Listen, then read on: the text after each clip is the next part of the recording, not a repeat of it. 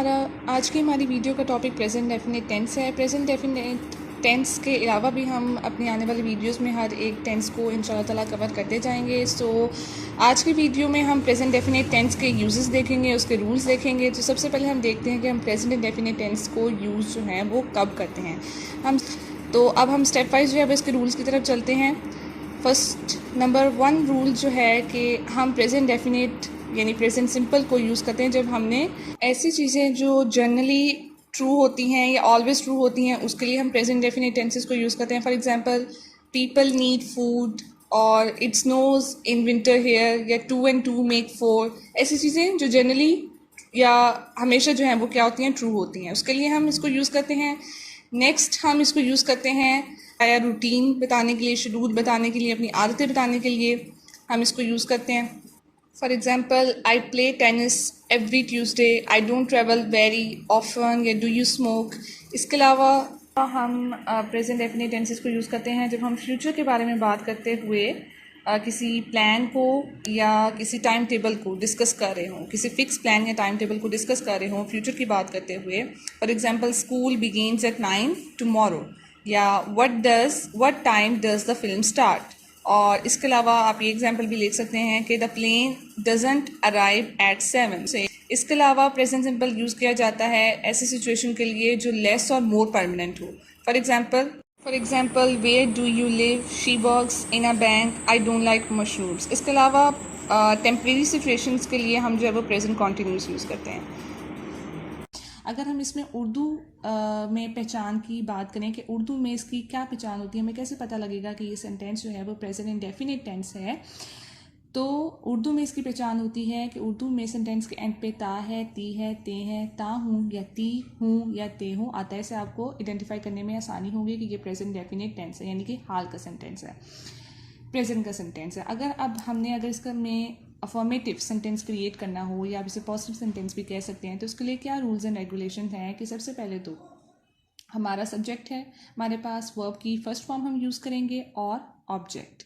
अब अगर हमारा सेंटेंस सिंगुलर है, जैसे कि ही, शी, इट, हम एस और एस का एडिशन इसमें करते हैं। फॉर एग्जांपल, जैसे कि आप देख सकते हैं, he reads a book, Ali says prayer, S का एडिशन हमने किया। या मैं आपको एक और एग्जांपल भी दे सकती हूँ, ही गोज टू स्कूल या अली गोज टू स्कूल, इसमें हमने ई एस का एडिशन किया। तो जो हमारे सिंगुलर सब्जेक्ट्स होंगे उसमें हम एस और एस का एडिशन करेंगे। देन जो हमारे प्लूरल सब्जेक्ट्स होंगे, जैसे कि दे और वी, उसमें हम एस और एस का एडिशन नहीं करते। जैसे कि for example, they read a book, we eat apples. और एक मोस्ट इंपॉर्टेंट बात कि आई और यू के साथ भी एस और एस का एडिशन नहीं होता। दो के ये दोनों भी सिंगुलर है, लेकिन फिर भी हम इसके साथ एस और एस का एडिशन नहीं करते। For example, I write a letter and you write a letter. अब अगर हम नेगेटिव सेंटेंस क्रिएट करने की बात करें तो उसके लिए क्या रूल हैं जी, सब्जेक्ट प्लस हम क्या यूज़ करेंगे, डू नॉट या फिर डज नॉट, प्लस वर्ब की फर्स्ट फॉर्म प्लस ऑब्जेक्ट। अब जो हमारी वर्ब की फर्स्ट फॉर्म होगी उसमें हमने एस और एस का एडिशन नहीं करना। मीन्स टू से कि जब हमने नेगेटिव सेंटेंस बनाना है तो तब हमने अपनी वर्ब की फर्स्ट फॉर्म के साथ एस और एस का एडिशन नहीं करना। जैसे कि आप देख सकते हैं एग्जाम्पल में, he does not go to school. फिर वही बात कि जो हमारे सिंगुलर सब्जेक्ट्स होंगे उनके साथ हम क्या यूज़ करेंगे जी, डज नॉट यूज़ करेंगे। जैसे कि आप देख सकते हैं, ही, शी और इट के साथ मैंने डज नॉट यूज़ किया है। और सॉरी, यहाँ पे भी इट डज नॉट रेन आना था, ये थोड़ी सी मिस्टेक हो गई है। और अगर हम जो है देखें अपने प्लूरल के साथ, प्लूरल सब्जेक्ट्स के साथ हमने डू नॉट यूज़ किया है।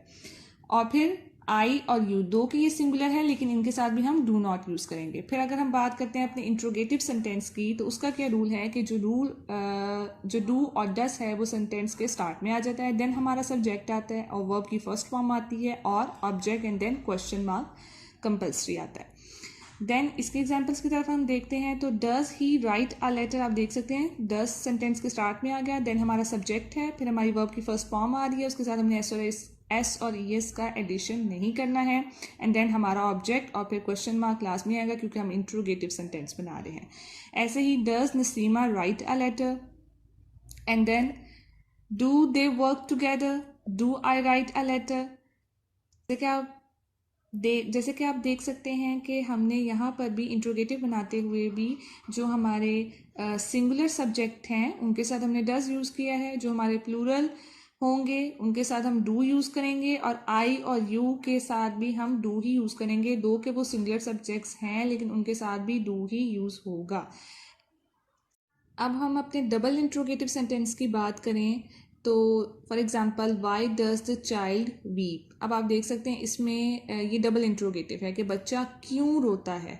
तो जब इस तरह की डबल इंट्रोगेटिव सेंटेंस आ जाए जिसके स्टार्ट में आप वाई, हाउ या हु इस तरह के वर्ड्स देखते हैं तो उसको ट्रांसलेट करते वक्त सबसे पहले आप इन वर्ड्स को, यानी क्या, क्यों, कैसे, इन वर्ड्स को ट्रांसलेट करेंगे। वाई, देन डू और डज आएगा, एंड देन आप सब्जेक्ट यूज़ करेंगे, फिर वर्ब की फर्स्ट फॉर्म यूज़ होगी, एंड देन हमारा ऑब्जेक्ट और क्वेश्चन मार्क लगेगा।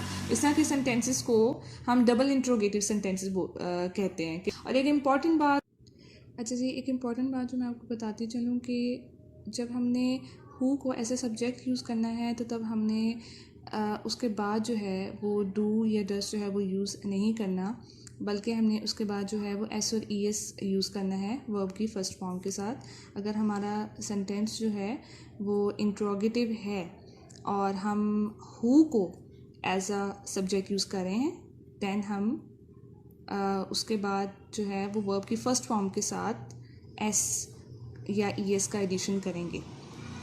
और जैसे कि आप इस एग्जांपल में देख सकते हैं हु रिंग्स द बेल या फिर who knocks at the door. अगर हम who co as a subject use कर रहे हैं और इंट्रोगेटिव सेंटेंस बना रहे हैं तो तब हम उसके बाद जो है हम वर्ब की फर्स्ट फॉर्म के साथ एस और ई एस का एडिशन करते हैं। For example who rings the bell and who knocks at the door.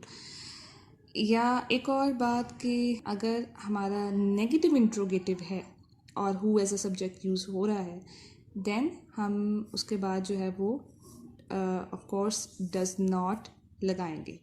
For example who does not ring the bell. अगर नेगेटिव इंट्रोगेटिव है और who as a subject use हो रहा है तो फिर हम उसके बाद जो है वो डज नॉट यूज़ करेंगे कि who does not ring the bell.